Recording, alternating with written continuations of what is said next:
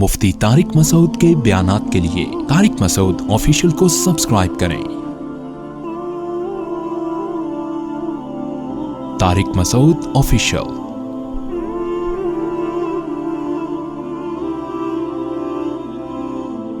بہرحال کچھ بھی ہو جائے، وہ شخص جس کو اس کا اعمال نامہ دائیں ہاتھ میں دیا گیا، آواز گونج رہی ہے، جس کو اس کا اعمال نامہ رائٹ ہینڈ میں دیا گیا، فَيَقُولُ هَاؤُمُ اقْرَءُوا کتابیہ، وہ پکار اٹھے گا، چیخے گا، اپنے اہل و عیال کی طرف لوٹے گا اور کہے گا ارے اقرؤوا کتابیہ، میرا اعمال نامہ پڑھو، پڑھو میرا اعمال نامہ، میں کامیاب ہو گیا۔ آپ دنیا میں دیکھا کریں کہ جب کسی کو تھوڑی سی کامیابی ملے، اس کو اسٹیج پہ بلا کے ایوارڈ دیا جائے، کیسا خوش ہوتا ہے وہ، ویڈیو بنواتا ہے، تصویریں بنواتا ہے، اور ایک عجیب جذباتی کیفیت ہوتی ہے اس کی۔ اس وقت خوشی کا کیا عالم ہوگا۔ تو میں یہ عرض کر رہا تھا کہ ہم پہ ٹینشن مسلط ہوتی تھی پڑھائی کی۔ مجھے یاد ہے جب میٹرک میں سرٹیفکیٹ ملا، بھائی بی گریڈ، کیا خوشی تھی، وہی پاؤں زمین پہ ٹکے نہیں رہے تھے۔ اور یہ لوگوں کو ہوتی ہے، اچھے نمبروں سے پاس ہو جائیں بہت مزہ آتا ہے۔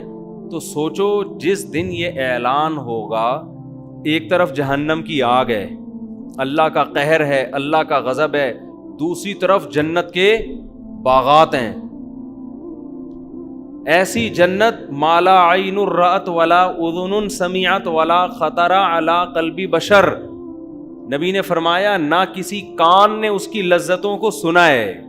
یہ جو ہم سنتے ہیں نا، یہ اس کی حقیقت کو نہیں سنتے، اس جیسا کچھ سنتے ہیں ہم، اور نہ کسی آنکھ نے ایسی لذتیں کبھی دیکھیں۔ وما خطر علی قلب بشر، کسی انسان کے دل میں ان لذتوں کا تصور بھی نہیں گزرا۔ یعنی آپ تھوڑی دیر کے لیے تصور کر لو کہ کوئی عیاشی کی جگہ ہے جہاں عیش و عشرت کا سامان ہے، تو آپ کیا سوچ لو گے؟ نائٹ کلب ہوگا، شراب کباب ہوگا، حور و رنگ ہوگا، اور بہت عیاشی ہوگی، اور آپ کی جوانی ہوگی، یہی سوچ لو گے نا، اور یہ کھانے کو ہوگا، یہ پینے کو ہوگا۔ تو قرآن کہتا ہے کہ تم تصور کو انتہا تک لے جاؤ۔ دنیا میں عیاش ترین آدمی کی عیاشی کا تصور کر لو، جنت اس سے بھی اوپر کی چیز ہے، اس سے بھی اوپر کی چیز ہے۔ اور ویسے بھی عقل کی بات ہے، جو کائنات کو بنانے والا ہے، کریٹر ہے، دیکھو اس نے دنیا میں اتنی لذت کے سامان رکھے ہوئے ہیں، حالانکہ یہ لذتیں جو دنیا میں ہمیں مل رہی ہیں، یہ کسی عمل کا بدلہ نہیں ہے، یہ تو اللہ نے ویسی رحمت کی ہوئی ہے، یہ کسی عمل کا، ہماری محنت کا بدلہ نہیں ہے۔ پھر بھی کیسی لذتیں ہیں، شدید پیاس میں پانی کیسی لذت ہے، شدید بھوک میں مزے مزے کے کھانے کیسی لذتیں ہیں، دیکھنے میں کیسی کیسی لذت کی چیزیں اللہ نے رکھی ہیں۔ تو آپ یہ سوچیں، وہ لذتیں جو اللہ ہمیں ہمارے عمل کے بدلے کے طور پر دے گا، اور قرآن کہتا ہے وہ حقیقت میں بدلہ نہیں ہے، بلکہ وہ بدلہ اللہ رحمت کی صورت میں نزولاً، مہمان نوازی کے طور پہ کرے گا، یعنی وہ میزبان بن کے ہمارا اکرام کرے گا۔ تو وہ اکرام کی کیا انتہا ہوگی، تو خالق کائنات ہے وہ۔ میں اکثر اس کی ایک مثال دیتا ہوں کہ آپ کو کسی بڑے سے بڑے سیٹھ نے ولیمے کی دعوت پہ بلایا، کوئی سمجھ لو کراچی کا یا پاکستان کا بہت بڑا سیٹھ ہے جی، بہت بڑا نام ہے اس کا، ایک زمانے میں سیٹھ عابد ہوا کرتا تھا نا، آج کل کہاں ہے، ہر سیٹھ مارکیٹ سے تھوڑے دنوں میں شارٹ ہو جائے، یہ دنیا ہے بھائی۔ سیٹھ عابد کو ہم فرض کر لیتے ہیں، اگر کوئی ابھی حاضر سروس سیٹھ وہ بولے گا میرا نام کس خوشی میں لیا آپ نے بغیر پرمیشن کے۔ سیٹھ عابد تھا، ایک زمانے میں بڑا مشہور تھا، ہمارے بچپن میں مشہور تھا وہ سیٹھ عابد، اب پتہ نہیں زندہ ہیں تو اللہ عمر میں برکت دے، انتقال ہو گیا تو اللہ مغفرت فرمائے۔ اب سیٹھ عابد ہے جی، بڑا کراچی کا کروڑ پتی، ارب پتی تاجر، آپ غریب تھے، اس نے آپ کو کسی وجہ سے انویٹیشن بھیج دی، جیسے سعودی عرب کے ایک بادشاہ نے ہمارے حضرت نے ایک واقعہ سنایا کہ ایک پاکستانی جو تھا وہ کہیں ریاض میں کہیں گلی میں گھوم رہا تھا، تو ایک عرب تھا بڑا شاہی خاندان کا، اس کا بچہ کہیں کھیلتا ہوا گلی میں کہیں کھیل رہا تھا، تو یہ پاکستانی غریب آدمی اس نے اس بچے کو بڑا پیار کیا، بڑا اکرام کیا، اس کو پیارا سا بچہ تھا، تو وہ شہزادہ دیکھ رہا تھا، شہزادے کو بڑی غیرت آ گئی کہ بھئی میرے بچے کو اتنا پروٹوکول دیا، اس کو یہ عمل اچھا لگا، تو شہزادے نے اس کو بولا کہ کچھ دن بعد کوئی ہماری دعوت ہے، آپ کو بھی انویٹیشن ہے، آ جانا۔ وہ شہزادے لوگ جو ہوتے ہیں نا وہ اسی ٹائپ کے ہوتے ہیں، جب ان کا دل آ جائے نا تو بس وہ پھر نوازتے ہیں۔ تو یہ پاکستانی غریب آدمی یہ جب دعوت میں پہنچا تو یہ اس کی عقل حیران ہو گئی، یار ایسی بھی دعوت ہوتی ہے؟ بھائی ہماری دعوت کیا ہوگی، پورے بکرے کر دیں گے نا، اور کیا۔ وہ ان کی دعوت ایک تو عود کی وہ دھونیاں چل رہی ہیں، پھر پورے اونٹ کے بچے روسٹ، اونٹ کے بچے دم پخ صحیح ہے نا، یعنی زمین میں دبا کے اونٹ کے بچے پکائے ہوئے صحیح پورے وہ ایسی وی آئی پی دعوت اس نے کبھی تصور نہیں کیا۔ اب آپ کہہ سکتے ہو کہ یار اس شہزادے کو اس بندے کی اوقات دیکھنی چاہیے تھی کہ اس کو تو تم دیسی مرغی کا سوپ بھی پلا دیتے تو یہ بیچارہ خوش ہو جاتا۔ پاکستانی غریب آدمی تھا، مزدور آدمی تھا، اس کو آپ کو یہ اونٹ اور یہ سب چیزیں کھلانے کی کیا ضرورت تھی؟ سوال پیدا ہوتا ہے نا۔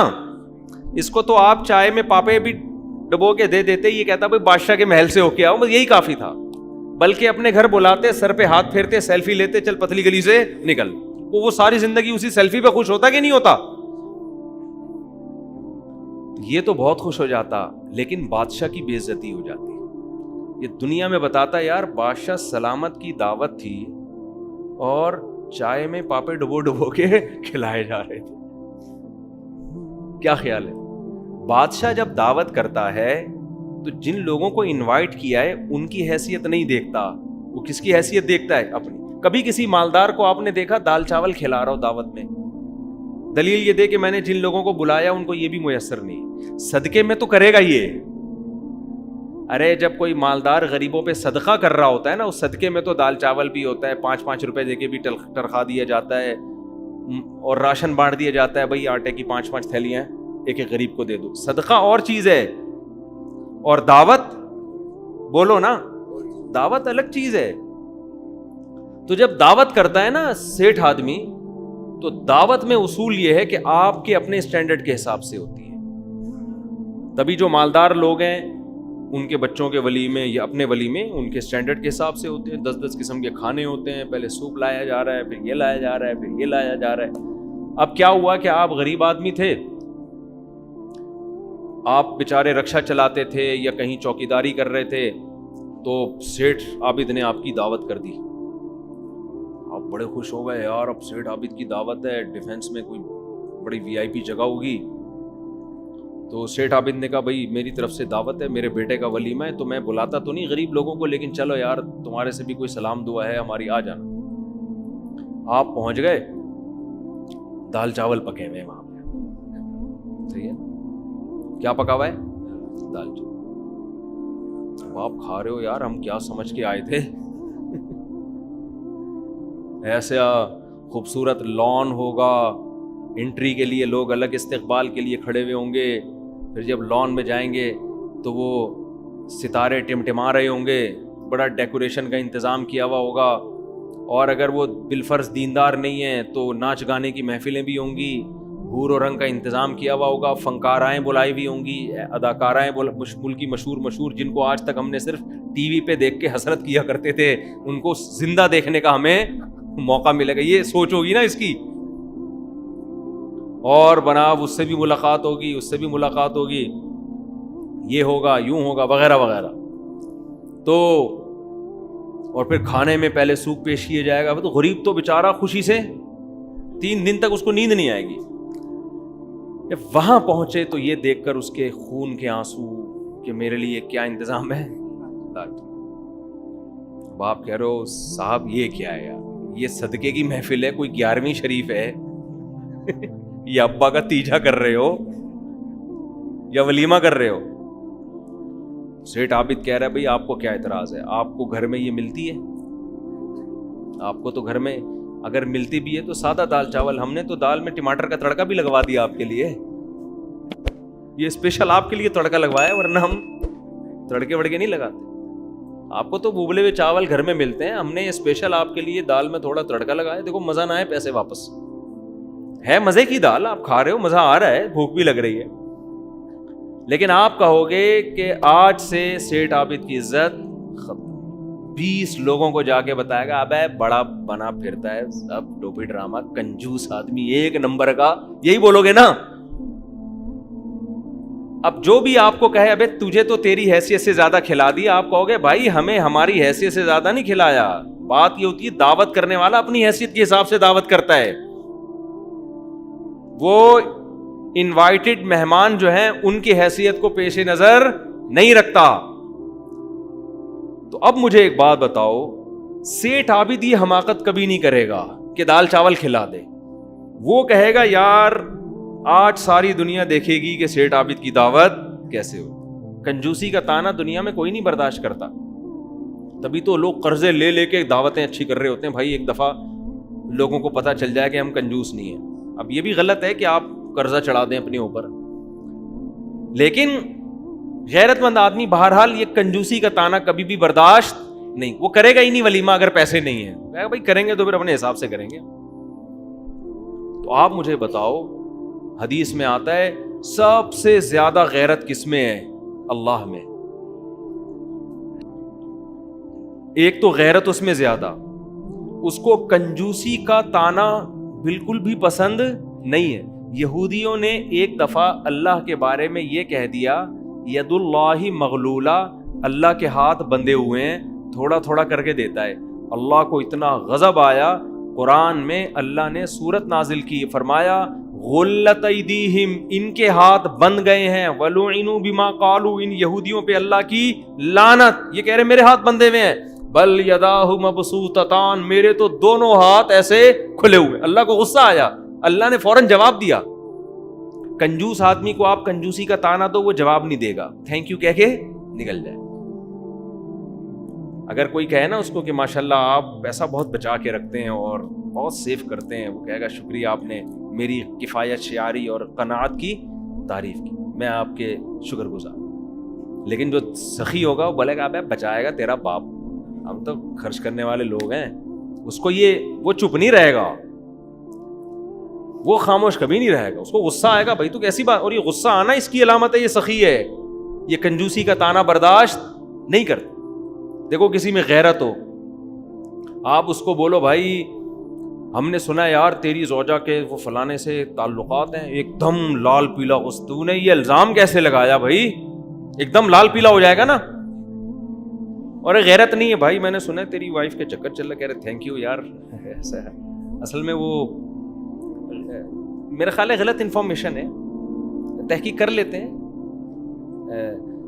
یعنی وہ ایک دم سے جوش میں نہیں آئے گا, وہ کہے گا دیکھ لیتے ہیں, آپ نے اطلاع دی ہے, ایک نیوز ہے, آج کی تازہ خبر یہی ہے. اور صبح سے کوئی تازہ خبر میں نے سنی نہیں تھی, اچھی نیوز ہے, میں بری نیوز ہے, میں دیکھ لیتا ہوں ذرا, اگر تحقیق کر لیتا ہوں, اگر صحیح نکلتی ہے تو میں اس کو سمجھاؤں گا اور اس کو بولوں گا بیگم دیکھو یہ مناسب بالکل بھی نہیں, ٹھیک ہے نا, اب تک جو ہو گیا, آئندہ بات نہیں کرنا. اور اگر پھر بھی تمہیں بہت زیادہ بات کریں تو مجھے بتاؤ نا, تم میں مجھ سے پرمیشن لو. تو چھپ چھپا کے یہ کام, یعنی ہر آدمی کا اس میں الگ لیول ہے. لیکن اگر آپ میں بہت غیرت ہوگی, ایک دم کھوپڑی آپ کی, بھائی یہ کیسے بول, جو جس چیز کی عزت ہوتی ہے نا وہ اس تانے کو برداشت نہیں کرتا. دیکھو ایک ڈاکٹر کو آپ اگر یہ کہہ دو کہ تم ذہین نہیں ہو, اس کو غصہ نہیں آئے گا, ہو سکتا ہے آ جائے, ہو سکتا ہے نہیں آئے, کیونکہ اس کی عزت اس کے پیشے کی وجہ سے ہے, اچھا ڈاکٹر ہے, اسپیشلسٹ ہے. لیکن اگر آپ اس کو کہہ دو کہ یار تو اچھا ڈاکٹر نہیں ہے, آپ مشہور ہو کہ شوگر کے اسپیشلسٹ, لیکن آپ کو شوگر کا پتہ کچھ نہیں ہے, اس کو وہ عزت کا مسئلہ بنا لے گا, کیونکہ اس کی تو عزت ہی اسی چیز سے ہو رہی ہے. اس کو تو لوگ پہچانتے ہیں. ایک عالم دین کو آپ بول دو جاہل ہے, اس کو غصہ آئے گا اس پہ کہ یار میرا تو لوگوں میں شہرت ہی علم کی بیس پر ہے, مجھے جاہل کہتی ہے, برداشت نہیں کرے گا وہ. آپ اس کو کوئی اور تانا دے دو, وہ برداشت کر لے گا. ایک فوجی کو آپ یہ تانا دے دو کہ تو بزدل ہے, اس کا میٹر گھوم جائے گا, کیونکہ محاذ پہ لڑنے والا فوجی وہ فخر کس پہ کرتا ہے, کہ میں ملک کے لیے جان دینے کے لیے تیار ہوں. آپ اس کو بول دو یہ بزدل ہے, یہ نہیں لڑ سکتا. آپ اس کو کنجوسی کا تانا دے دو, برداشت کر لے گا. آپ اس کو غربت کا تانا دے دو, برداشت کر لے گا. لیکن آپ اس فوجی کو یہ بول دو تو بزدل ہے, تو چوڑیاں پہن کے گھر میں, وہ یہ برداشت, کیونکہ اس کی عزت کس سے ہے؟ وہ اسی پہ فخر کرتا ہے, یار میں کنٹری کے لیے جان دینے والا ہوں. تو جس آدمی کو جو مقام جس وجہ سے ملا ہوتا ہے وہ تانا کبھی بھی برداشت نہیں کرتا, اس کے علاوہ برداشت کر لے گا. آپ خواتین کو کہہ دینا کہ تمہاری عمر 40 سال کی ہو گئی ہے, وہ سب کچھ برداشت کر لیں گی. انٹی کے لفظ کو برداشت کیوں؟ وہ سمجھتی ہمارے اندر جو اٹریکشن ہے, جو لوگوں کو رغبت ہے, وہ اس لیے کہ ہم جوان ہیں, خوبصورت ہیں. اگر ہمیں کسی نے یہ کہہ دیا بدصورت یا تم بڈھی ہو گئی ہو, وہ کہتی ہے بھائی تو یہ عورتوں کی فطرت ہے, نہیں برداشت کرتی. وہ کہتی ہیں بھائی مردوں کے پاس تو عزت کے اور بہت سارے طریقے ہیں. مردوں کو آپ کہتے ہیں 50 سال کا, وہ کہہ گئے ہیں تو پھر بھی 50 سال میں بھی ایسے ڈولے رکھے ہوئے میں نے, وہ یہ کہہ دے گا ٹھیک ہے نا, 50 سال میں ہوں لیکن لڑکے دکھا دوں. تو یہ ہر ایک کی الگ الگ معیار ہوتا ہے. تو اسی طرح یاد رکھو, اللہ جو ہے نا, اللہ کے بہت سارے نام ہیں, لیکن اللہ اپنے ایک نام ایسا ہے جس میں اللہ بہت غیرت رکھتا ہے اس نام میں, وہ ہے رحمان. اسی سے سخاوت بھی نکلی ہے نا, رحمان. تبھی قرآن کہہ رہا ہے قل ادعوا اللہ او ادعوا الرحمن, تم اللہ کو پکارو اللہ کہہ کے یا رحمان کہہ کے, کوئی فرق نہیں پڑتا مجھے, ایک ہی مطلب ہے. مجھے رحمان کہہ دو, اللہ کہہ دو, ایک ہی بات ہے. تو آپ بتاؤ, رحمان تو وہ ہوتا ہے جس کی سخاوت بے پناہ ہو. اس لیے اللہ کوئی بھی آپ اللہ پہ الزام لگائیں, اللہ اس سے برات کا اعلان کرے گا. لیکن اگر آپ نے اللہ کو کنجوس کہہ دیا, معاذ اللہ بخیل کہہ دیا, یہ اللہ اپنے حق میں اتنی بڑی گالی سمجھتا ہے. اللہ کہتے ہیں میری تو عزت اور میری تو پہچان کس سے, میں اتنا پاورفل ہوں کہ میں بندوں کو سے نوالا چھین لوں, مجھ سے کوئی پوچھنے والا نہیں ہے. میں سب کو مار دوں, کوئی پوچھنے والا نہیں. بغیر کسی جبر اور دباؤ کے اپنے بندوں پر بے پناہ رحم کرتا ہوں, اور اپنے دونوں ہاتھ میں نے کھول کے سخاوت کا دریا لٹائے جا رہا ہوں. یہ تو میری کوالٹی ہے جس کی وجہ سے لوگ مجھ سے محبت کرتے ہیں. تو یہ تانا اگر مجھے دے دو کہ میں کنجوس ہوں, یہ تانا میں برداشت نہیں کروں گا. جو مجھے یہ تانا دے گا, قرآن کہہ رہا ہے لعنوا, اس پر اللہ کی لعنت ہے. اب آپ اس سے سمجھو کہ جو اتنا بڑا سخی ہو, کیا وہ جنت میں دال چاول کھلائے گا آپ کو, ہے وہی, یا جنت میں وہی نعمتیں دے دے گا جو دنیا میں ملتی تھی؟ آپ جنت میں گئے, آپ کو بحری اٹاؤن دے دیا اللہ نے, لے وہی عیش کر. تو آپ کہو گے اللہ یہ کوئی الگ سے تو کوئی چیز نہیں ملی مجھے, یہ تو دنیا میں بھی ہم دیکھ کر آئے, تو نے ریاض ملک کو بھی دے دیا تھا یہ سب کچھ, ہے بھائی. کیا خیال ہے؟ اللہ نے آپ کو ڈیفنس دے دیا, وہاں پہ بڑا سا 1000 گز کا بنگلہ دے دیا, ایک عدد خوبصورت سی بیوی دے دی. تو آپ کہیں گے اللہ یہ تو وسیم بھائی کو بھی ملی ہوئی تھی, تو ستار کو بھی ملی تھی, تو غفار کو, تو سبکتگین کو بھی ملی ہوئی تھی. یہی ہو جائے گا نا, تو بہت سے لوگوں کو دنیا میں ملی ہوئی تھی, تو مجھے مل گئی تو کیا ہو گیا؟ تو ایسا نہیں ہے. قرآن کہتا ہے نزلاً, یہ مہمان نوازی ہوگی, اکرام ہوگا. دعوت میں کیا ہوگا؟ اکرام. اکرام من غفور الرحیم, اس ذات کی طرف سے ہوگا جو بڑا معاف کرنے والا اور اپنے بندوں پر بہت رحم کرنے والا ہے. اس لیے قرآن کہہ رہا ہے فلا تعلم نفس ما اخفی لهم من قرۃ اعین, کسی نفس کو خبر نہیں ہے اپنے بندوں کے لیے آنکھوں کی ٹھنڈک کا سامان ہم نے کیسا چھپا کے رکھا ہوا ہے. تبھی تو شہداء کی کرامتیں اتنی ہیں, بہت سارے شہداء کے واقعات ہیں کہ دنیا سے جاتے ہوئے ان کو اللہ نے جنت دکھائی ہے, دنیا سے جاتے ہوئے جنت نظر آئی ہے, انہوں نے بتایا ہے لوگوں کو. میں اکثر اس موقع پر ایک واقعہ بیان کرتا ہوں. عبداللہ ابن مبارک رحمہ اللہ نے غالباً اپنی, بہت بڑے محدث تھے, اپنی کتاب میں یہ واقعہ لکھا ہے. تاریخی واقعات ہوتے ہیں نا, انہوں نے لکھا کہ یہ عبداللہ ابن مبارک تبع تابعین کے دور کے امام حنیفہ کے شاگرد ہیں اور بہت بڑے محدث ہیں. ان کا سارے محدثین بڑے احترام سے نام لیتے ہیں, امام بخاری بھی, امام مسلم بھی, امام ترمذی بھی, یہ سب کے نظر میں یعنی کہا جاتا ہے تاریخ میں واحد شخصیت ہیں جن پر کوئی بھی جرح ہے ہی نہیں سرے سے. ورنہ لوگوں نے امام بخاری کو بھی معاف نہیں کیا ہے.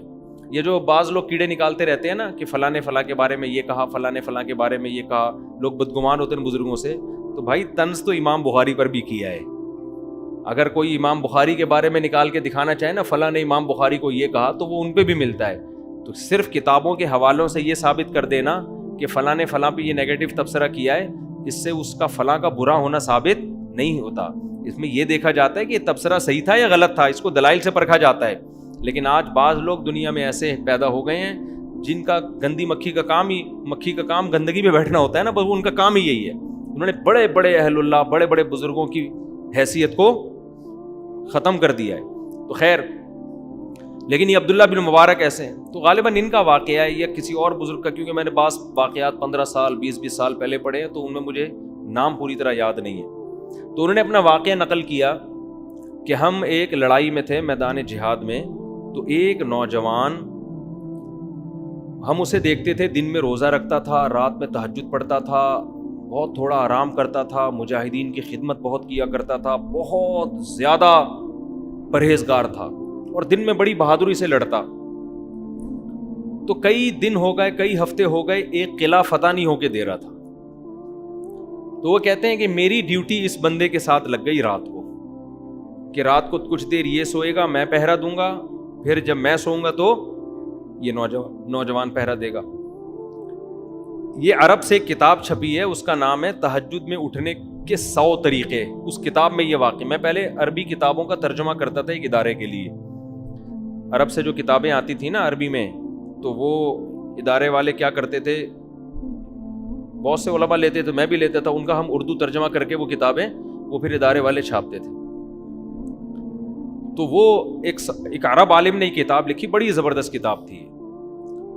تو اس میں یہ واقعہ لکھا کہ اس نوجوان کے ساتھ ان کی رات گزارنی تھی انہوں نے. تو کیا ہوا, کہتے ہیں کہ ایک دن میں نے دیکھا کہ یہ سویا ہے, اور جب میں نے اس کو نیند سے بیدار کیا تو اٹھتے ہی رونا شروع کر دیا اس نے. تو میں نے کہا بھائی کیا ہو گیا, تو اس نے وہ منظر بتایا اپنا. اس نے کہا کہ میں نے خواب دیکھا, خواب میں مجھے خوبصورت جنت دکھائی گئی, ایسی جنت جیسے قرآن کہتا ہے جو نہ کسی آنکھ نے دیکھی اور نہ کسی کان نے سنی. کہتا ہے میں آگے گیا تو بہت خوبصورت عورتیں, بہت خوبصورت عورتیں. کہہ رہے میرا دل ان کی طرف مائل ہونے لگا. تو مجھے ان فرشتوں نے کہا کہ یہ تمہاری باندیاں ہیں, یہ تمہاری بیوی نہیں ہے, تمہاری بیوی آگے ہے, وہ ان سے بھی زیادہ خوبصورت. اب آپ کے کان کھڑے ہو جائیں گے جب بھی ایسی کوئی بات آتی ہے نا. تو وہ چلے گئے, وہ کہتے ہیں مجھے لے کر گئے.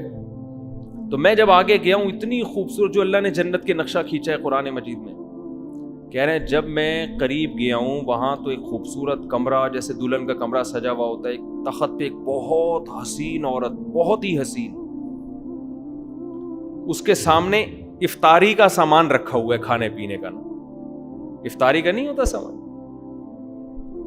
تو کہتے ہیں مجھے بتانے والے نے بتایا کہ یہ تمہاری زوجہ ہے اور تم نے اس کے ساتھ روزہ آج افطار کرنا ہے.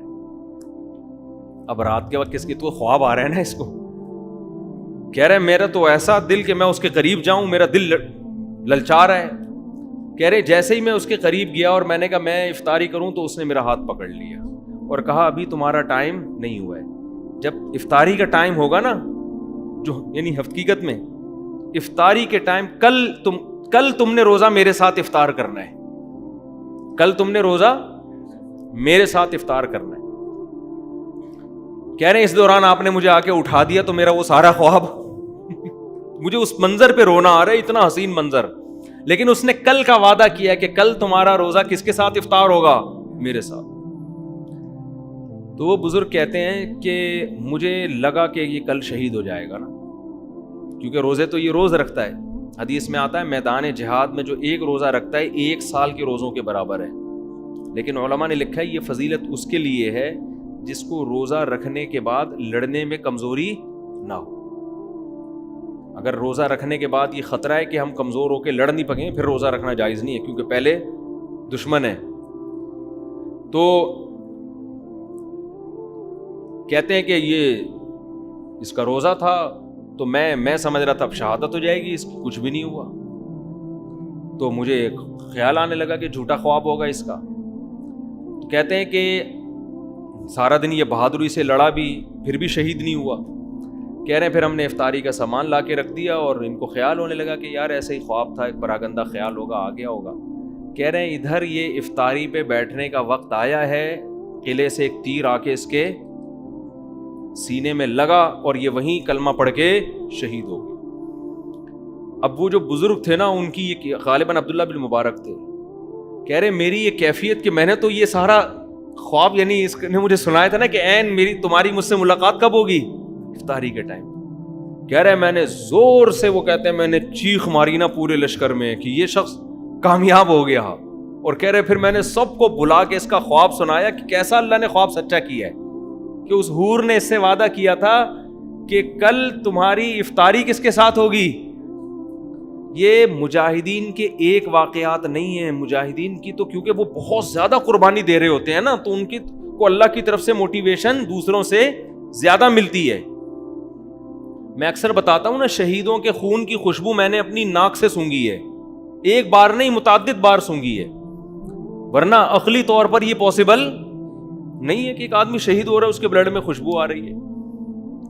تو اب یہ جو ملحد لوگ ہیں نا، مذاق اڑاتے ہیں، کہہ رہے ہیں ایسا نہیں ہو سکتا. بھائی آپ جتنا مرضی مذاق اڑا لو، ہو سکتا ہے آپ سمجھ رہے ہو کہ میں جھوٹ بول رہا ہوں، جس نے سونگھی ہو وہ کیسے جٹلا سکتا ہے. اور میں ایک اکیلا نہیں ہوں اس پہ گواہ، آپ کو سینکڑوں لوگ دکھا سکتا ہوں جنہوں نے شہداء کے خون کی خوشبوئیں سونگھی ہیں. کتنے لوگ جھوٹ بولیں گے، کتنے لوگ. تو وہ کہتے ہیں کہ پھر جب میں نے مجاہدین کو یہ واقعہ سنایا ایسا ہوا، تو کہہ رہے اگلے دن اتنی بہادری سے سارے، دیکھو حوروں کا چکر ایسا ہے نا مرد ہر چیز پہ کمپرومائز کر لیتا ہے، عورت پہ کمپرومائز نہیں کرتا. تبھی تو قرآن حدیث میں آتا ہے، میں نے نبی صلی اللہ علیہ وسلم کی بخاری کی حدیث ہے کہ میں نے مردوں کے لیے اپنے بعد عورت سے بڑا فتنہ کوئی نہیں چھوڑا. اس لیے کہ مرد ہر جگہ کمپرومائز کرتا ہے، عورت کے فتنے میں جب آتا ہے برباد. اس لیے اس فتنے میں آنے سے پہلے بہتر ہے کہ ٹائم پہ شادی کر لو، تاکہ یہ فتنے کی ٹینشن سے نکل جاؤ. ابھی ایک صاحب کا قصہ میرے سامنے آیا، بہت کروڑ پتی ارب پتی آدمی کسی پہ لٹو ہو گئے، کسی لڑکی پہ ڈپریشن میں چلے گئے، خودکشی کے خیالات آ رہے ہیں. وہ لڑکی بھی دبا کے پیسہ کھا رہی ہے، شادی نہیں کر رہی. یہ شادی کے پیچھے پڑا ہوا ہے، وہ شادی نہیں کر رہی، وہ بھی گھنی بنی ہوئی کھائے جا رہی ہے. اس کے دوست اس کو سمجھا رہے ہیں، ابے لڑکی تیرے پیسے سے کو ختم کر کے، جب پیسہ ختم ہوگا نا تو لڑکی بھی جائے گی اور پیسہ بھی جائے گا. لیکن کئی مردوں کے دیوالیے ہو چکے ہیں، اپنی معشوقہ پہ پیسے اڑا کے پھر سگریٹ پینا شروع کرتے ہیں، پھر شراب پیتے ہیں، پھر ایسے غم میں بیٹھے ہوئے ہوتے ہیں، پھر مر رہے ہوتے ہیں، پھر محبوبہ کو تصویریں بنا کے بھیج رہے ہوتے ہیں، تمہارے غم میں دیوانہ ہو گیا، اس کی صحت پہ 5 روپے کا بھی فرق نہیں پڑ رہا.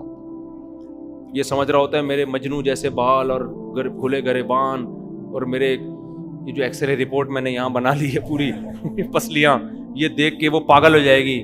وہ پاگل نہیں ہوگی، سمجھ رہے ہو؟ بالکل بھی پاگل. وہ کہے گا تو عاشق ہے، میں تھوڑی عاشق ہوں. وہ آپ کو لوٹے گی مزے سے، اس کے بعد نچوڑ کو پتلی کری سی. میں نے تو ایک واقعہ یہاں سنایا تھا آپ لوگوں کو. ایک جاننے والے تھے، وہ عاشق ہو گئے تھے کسی لڑکی پہ، کمپنی کے مینیجر تھے، ینگ تھا وہ لڑکا، عاشق ہو گیا، اتنا عشق ہو گیا، لڑکی نے بھی پیسے دبا کے لینا شروع کیے اس سے. اب جناب شادی نہیں کر رہی، کہ شادی ٹائم پہ ہوگی، وہی ایکچولی کر کے نا، ابھی ایجوکیشن ہے، ایکچولی وہ بھی ایکچولی کے چکر میں آئے ہوئے. تو ان کو لوگوں نے سمجھایا، بھائی شادی کرنی رہی ہے، چھوڑ یار. اتنا پیسہ اس بندے نے لوٹا دیا اس کے اوپر کہ بالآخر کمپنی میں اس کی حاضریاں کم اور ڈیٹیں لگنی شروع. یہ مجھے خود انہوں نے واقعہ سنایا. بالآخر قصہ یہ ہوا کہ جاب لیس ہو گیا. اس کے عشق میں کیا ہو گیا؟ جاب. ادھر ٹائم زیادہ لگ رہا ہے، ادھر کمپنی نے نکال دیا. پہلے 2-3 وارننگ دی، نکال دیا. تو ان کو خیال ہوا کہ میری محبوبہ تو اب میرے اوپر اور عاشق ہو جائے گی، کہ میری محبت میں تمہاری جاب بھی گئی. محبوبہ کو جیسے ہی پتہ چلا نا جاب لیس ہو گیا، اس نے فوراً ٹھینگا دکھا دیا. اس زمانے میں متحدہ کی بھی بڑی حکومت تھی، تو اس نے دھمکیاں شمکیاں لگائیں کہ میں یہ کر دوں گا، میں یوں کر دوں گا. لڑکی نے متحدہ والوں کا انوالو کیا، چترول لگوا دوں گی، تیری بوٹیاں بھی نہیں ملیں گی کسی. صحیح ہے نا؟ اچھا یہ لوگ چھپ کے نکاح بھی کر چکے تھے.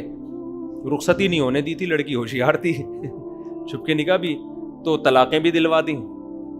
صحیح ہے نا, تو طلاقیں بھی اس کو زبان سے گن پوائنٹ پہ لڑکی نے تعلقات, وہ ظاہر ہے اتنا پیسہ اس نے انویسٹ کر لیا تھا کہ وہ پیسوں سے اب وہ پٹائی بھی لگوا سکتی اسی کے پیسے سے. وہ بھی ہوشیار تھی, اس نے پیسہ کچھ کھایا کچھ جمع کیا کہ اسی پیسے سے اسی کو بھی پٹواؤں گی جب یہ طلاق نہیں دے گا, تو اس کو پٹوا کے زبان سے طلاقیں بھی نکلوا دیں. اس بیچارے کو ہارٹ اٹیک ہوا ٹینشن میں, کم عمری میں, اور دل میں وال لگے ہوئے ہیں, یہ زندگی ہو گئی. خیر اللہ نے توبہ کی توفیق دی, دیندار بنا, اس کو احساس ہوا, دین پہ آنے کا ذریعہ بن گئی یہ چیز. اب تو ماشاءاللہ صحت مند ہے, صحیح ہو گیا. لیکن یہ ہوتا ہے, پیسے بھی جاتے ہیں. تو یہ عورت اس طرح سے مرد کے لیے فتنہ بنتی ہے. اس لیے ہم کہتے ہیں بر وقت ٹائم پہ شادی وادی ہو جائے نا تو ان بکھیڑوں سے انسان بچ جاتا ہے, بہت حد تک صحیح ہو جاتا ہے.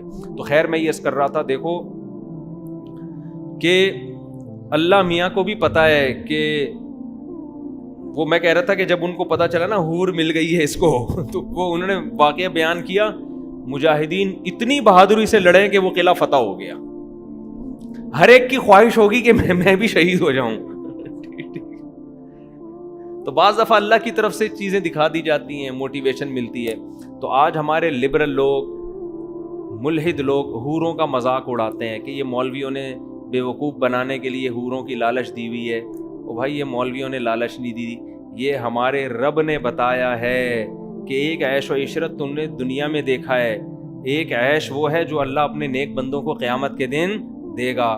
وہ عیش, یہ والا عیش اس عیش کے مقابلے میں کچھ بھی نہیں ہے. تو اللہ جنت کی حوروں کی تعریف کرتا ہے ہمیں موٹیویٹ کرنے کے لیے کہ یہاں حرام سے بچو, اللہ وہاں حلال بہت زیادہ دے گا. تو جب یہ سب چیزوں کی اناؤنسمنٹ ہوگی, اعمال نامہ دائیں ہاتھ میں ملے گا, یقین ہو جائے گا اب میں جنت میں جاؤں گا. حوریں بھی ملیں گی, شہد کی نہریں بھی, دودھ کی نہریں بھی, اور ایسی زندگی جو کبھی ختم ہونے والی نہیں ہے. تو آپ سوچو, ہم میٹرک میں نہ پڑھ کے بی گریڈ سے پاس ہو کے اتنا خوش ہوئے تھے, صحیح ہے نا, اس کے بعد تو ہمارا وہ میٹرک کا سرٹیفکیٹ ہی گم گیا. تو دوبارہ بنوانے گیا, پھر میں نے کہا چھوڑو کیا کرنا بنوا کے. پھر ہم نے انٹر تو کر ہی لیا تھا, انٹر کے بعد گمائے وہ, تو انٹر کے پڑھے ہوئے میٹرک کے نہیں ہیں. نکل تو آئیں گے, ریکارڈ تو پڑا ہوا ہے, لیکن کیا کریں گے, اس سے شادی تو ہوتی نہیں. کیا کریں, ہم نے کہا چھوڑو, ہر وہ کام جس کا شادی میں کوئی تعاون ہی نہیں کر رہی, تو میں نے اس سرٹیفکیٹ کا کرنا کیا, اس لیے میں نے گیا ہی نہیں بورڈ آفس دوبارہ. جاب ہم نے کرنی نہیں ہے, تو اس لیے ہم نے کہا اب کیا کرنا ہے. تو اس سرٹیفکیٹ پہ میں اتنا خوش ہو رہا ہوں. سوچو ہم میں سے جب کسی کو اعمال نامہ دائیں ہاتھ میں, جب کہ ہماری جان لٹکی بھی ہوگی کہ ادھر یا ادھر, اس وقت جب اعمال نامہ مل گیا تو بھائی وہ تو چیخے گا گھر والوں کے پاس. اس سے پہلے کیا کنڈیشن تھی, یفر المرء من اخیہ, اپنے بھائی سے بھی دور بھاگتا تھا, ماں سے بھی دور, بیوی سے بھی دور, کسی کو پہچاننے سے بھی, سب کو پہچاننے سے انکار. بھائی میں کسی, جیسے آپ سب ضرورت مند ہو نا, آپ کو ڈر ہوتا ہے کوئی قرضہ لینے نہ آ جائے مجھ سے, ٹھیک ہے نا, اس وقت تو یہ ڈر کہ یہ مجھ سے کوئی نیکی ویکی نہ مانگ لیں. بھائی ابھی میں کسی کو نہیں جانتا, میری جان حلق میں اٹکی ہوئی ہے. جہاں فیصلہ ہو گیا اعمال نامہ دائیں ہاتھ میں, بھاگے گا اپنے گھر کی طرف. ہاں اقرؤ کتابیہ, لوگو میرا اعمال نامہ پڑھو پڑھو پڑھو. میں نہیں بتاؤں گا کامیاب ہوا یا ناکام, پڑھ کے دیکھ لو, پتہ چل جائے گا, ثبوت کے ساتھ دیکھ لو. آگے قرآن کہتا ہے فَهُوَ فِي عِيشَةٍ رَاضِيَةٍ, ایسی زندگی میں ہوگا کہ وہ زندگی اس سے خوش ہوگی. یہ بھی قرآن کی بلاغت ہے. اصل میں تو یہ زندگی سے خوش ہوگا نا, اصل میں تو یہ اس زندگی سے خوش ہوگا. قرآن کہہ رہے نا نا نا, زندگی اس سے خوش ہوگی. یہ حال کرتے ہیں جب کسی کی قسمت جاگ اٹھے. ہم کہتے ہیں نا یار لگتا ہے قسمت اس پہ مہربان ہو گئی ہے, کہتے ہیں کہ نہیں کہتے, یار اس کی تو زندگی اس پہ مہربان ہو گئی ہے لگتا ہے, یعنی اس کے ہر کام بنتے چلے جا رہے ہیں, ہر خوشی. بعض لوگوں کو جو جس کام میں ہاتھ ڈالو الٹا کام. بعض لوگ یہ بھی شکایتیں لے رہے ہیں, یار ہم دکان کھولتے ہیں, اس کا جو چلتا ہوا کاروبار ہے اس کا بھی بیڑا غرق ہو جاتا ہے. بعض لوگ یہ شکایت لے کے آتے ہیں, یار جو کام کرتا ہوں الٹا ہو جاتا ہے, یار جو کام کرتا ہوں الٹا ہو جاتا ہے, لگتا ہے میری زندگی ہی مجھ سے ناراض ہو گئی ہے. تو قرآن نے یہی لفظ استعمال کیا, عیشت, ایسی زندگی کہ زندگی اس سے کیا ہوگی, خوش, زندگی راضی ہوگی اس سے. یہ بلاغت ہے قرآن کی. یعنی زندگی مہربان ہو کے کہے گی بتا تجھے کیا چاہیے. وَلَكُمْ فِيهَا مَا تَشْتَهِي أَنفُسُكُمْ, جس چیز کا دل چاہے گا وہ ملے گی. اور ہماری ابھی زندگی میں دل کی خواہشات محدود ہیں, وہاں یہ خواہشات کا حجم بھی بڑھ جائے گا, کیونکہ ابھی تو دل بھی یہ والا لگا ہوا ہے نا, وہاں تو دل بھی چینج ہو چکا ہوگا. بعض حضرات کہتے ہیں ہمارا دماغ 25% کام کرتا ہے, عین ممکن ہے دماغ میں 100% جنت میں 100% کام کرنا شروع کر دے, خواہشات بڑھ جائیں گی, وہاں پہ صحت بڑھ جائے گی, قوت بڑھ جائے گی, طاقت بڑھ جائے گی. وَلَكُمْ فِيهَا مَا تَشْتَهِي أَنفُسُكُمْ, قرآن کہہ رہا ہے جو چاہو گے ملے گا تمہیں وہاں پہ. وَلَكُمْ فِيهَا مَا تَدَّعُونَ, جس چیز کو مانگو گے تمہیں ملے گا, ہر چاہت پوری ہوگی. نُزُلًا مِّن غَفُورٍ رَحِيمٍ, اللہ کہتے ہیں یہ بدلہ جو میں کہتا ہوں نا اعمال کا, یہ مجازن کہہ رہا ہوں اعمال کا بدلہ. تمہارے اعمال اس قابل نہیں ہے کہ ایسا بدلہ ملے, اس کو تو میں بدلہ تمہیں خوش کرنے کے لیے کہہ رہا ہوں. حقیقت میں یہ بدلہ نہیں ہے, میری طرف سے انویٹیشن ہے, دعوت ہے, اکرام ہے تمہارا. تو اللہ کا جو اکرام ہے وہ چھوٹا نہیں ہو سکتا. وہ اکرام ایسا ہوگا کہ بندے کہیں گے کہ اللہ بخیل نہیں ہے. جو ہمارا تصور تھا اللہ نے اکرام اس سے کئی گنا زیادہ کیا ہے. آخری حدیث سنا کے بیان ختم کرتا ہوں. نبی صلی اللہ علیہ وسلم نے فرمایا کہ جو آخر میں جو مسلمان جہنم سے نکلے گا نا سزا کھانے کے بعد, جو سب سے کمتر مسلمان ہوگا اس کو اللہ سب سے کمتر جنت دیں گے. تو جب وہ جنت میں جائے گا نا تو نبی صلی اللہ علیہ وسلم, حضرت عبداللہ بن مسعود تھے غالباً یہ حدیث بیان کر کے, انہوں نے فرمایا کہ وہ اللہ سے کہے گا اے اللہ تو اللہ ہو کے مجھ سے مذاق کرتا ہے. اور عبداللہ بن مسعود یہ حدیث سنا کے مسکرانے لگے. یعنی وہ جب جنت دیکھے گا نا تو کہے گا یار اتنا کیسے مجھے مل گیا بھائی. یہ اس کی مثال ایسے جیسے آپ کا کوئی دوست آئے 1 اپریل کو اور آپ کو کہے یار میں تجھے گفٹ دینا چاہتا ہوں. آپ کا خیال ہو کہ مٹھائی کا ڈبہ لے آئے گا, یہ 5000 کا نوٹ لے آئے گا, کوئی واچ لے آئے گا, موبائل لے آئے گا. اس نے جناب 5 کروڑ کی گڈی نکال کے آپ کے سامنے رکھ دی. آپ بولو گے یار مذاق کسی اور سے کرو, یہ ٹائم مذاق کا. اور اپریل فول ہوگا تو آپ کا دماغ جائے گا بیٹا کچھ نقلی نوٹ پہنا رہے ہیں مجھے, یہی ہوگا نا.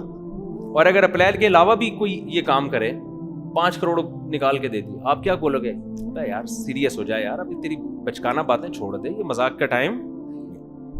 نکال وہ گھڑی یا وہ واچ لے کر یا کوئی انگوٹھی لایا ہے, کیا لایا ہے وہ نکال. آپ کو یقین ہی نہیں آئے گا یار یہ مجھے 5 کروڑ کس خوشی میں دے رہا ہے بھائی, آپ یہی بولو گے نا. تو بالکل یہی کیفیت اس جنتی کی ہوگی. جب وہ جنت دیکھے گا تو اس نے سنا تو ہوگا دنیا میں بہت بڑی جنت ہوگی اور یہ ہوگا اور وہ ہوگا اور ایسا ہوگا اور ویسا ہوگا, تو اور اس کو یہ بھی پتا ہے مجھے تو سب سے کم درجے کی ملے گی. تو جب وہ جنت میں جائے گا نا اتنی عالی شان جنت دیکھ کے اللہ سے کہے گا, عبداللہ بن مسعود یہ حدیث سنا کے نا انہوں نے کہا وہ اللہ سے کہے گا کہ اللہ تو رب العالمین ہو کے میرے ساتھ کیا کر رہا ہے. ٹھیک ہے دوست مذاق کرے, بیوی مذاق کرے, خدا ہو کے بندوں سے مذاق کر رہے, کھیل رہے تو میرے ساتھ. وہ کس کو کہے گا؟ اللہ. ہم ہوتے ہم کہتے یہ دائرہ اسلام سے خارج, توہین اللہ کا مقدمہ لگا کے بند کرو اس کو سالے کو, سمجھ رہے ہیں نا. لیکن ہمارے نبی اس واقعے کو دلچسپی کے طور پہ بیان کر رہے, اس لیے کہ ہر ایک کا مینٹل لیول الگ ہے. وہ بیچارہ اس کی سوچ اتنی ہے, وہ یہی سمجھ رہا ہے کہ مذاق ہو رہا ہے میرے ساتھ, جو اس کے دل میں تھا اس نے اللہ سے کہہ دیا. ہم لوگوں نے تو الگ ہی سب کو ایک ہی لاٹھی سے ہانک رہے ہوتے ہیں. تو وہ اللہ سے کہے گا اے اللہ تو رب العالمین ہو کے میرے ساتھ کیا کر رہا ہے, مذاق. عبداللہ بن مسعود یہ حدیث سنا کے مسکرانے لگے. فرمایا پوچھتے نہیں ہو میں کیوں مسکرا رہا ہوں؟ تو آپ کے شاگردوں نے پوچھا بتائیں کیوں. فرمایا پیغمبر صلی اللہ علیہ وسلم نے جب یہ بات بتائی تو آپ صلی اللہ علیہ وسلم بھی مسکرائے, اور آپ نے ہم سے پوچھا تھا کہ پوچھتے نہیں ہو کیوں مسکرا رہا ہوں میں. صحابہ کی عادت تھی جو حدیث نبی نے جن کیفیات کے ساتھ بیان کی, نبی کی محبت میں انہی کیفیات سے بیان کرتے تھے. جیسے 2 حدیث ایسے بیان کی نا نبی نے کہ میں اور یتیم کی کفالت کرنے والا ایسے ساتھ ہوں گے, تو صحابی نے جب بھی حدیث بیان کی ہے انہوں نے کبھی یہ نہیں کہا کہ جیسے 2 انگلیاں ساتھ ہوتی, ہمیشہ اشارہ کر کے بتایا ایسے ساتھ. پھر ان کے شاگرد نے جب بھی حدیث بتائی ایسے ساتھ.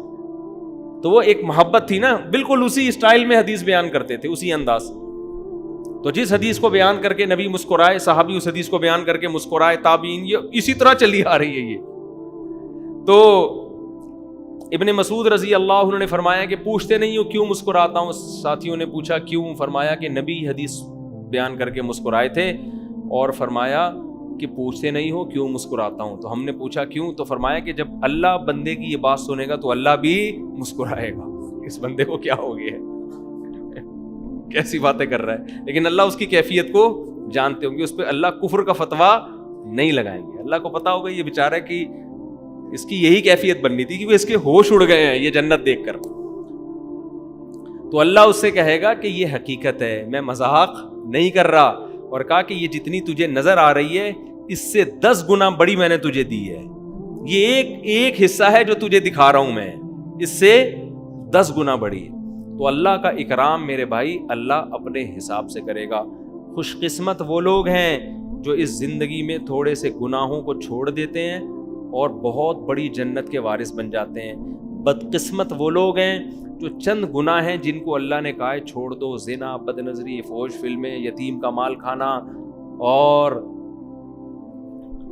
بہنوں کی وراثت کھانا, نماز چھوڑ دینا, سود کھانا, یہ چند موٹی موٹے کبیرہ گناہ ہیں, ان کو چھوڑ دو. لیکن ہم ان تھوڑی لذتوں کے لیے بڑی لذتوں سے اپنے آپ کو محروم. تو اس لیے بھائی گناہوں سے بچو. اگر کبھی ہو جائے تو توبہ کرو, چھوٹ نہیں رہا اس کے طریقے استعمال کرو کہ کیسے مجھ سے یہ گناہ چھوٹے. اللہ تعالیٰ سمجھنے کی, عمل کرنے کی توفیق عطا فرمائے.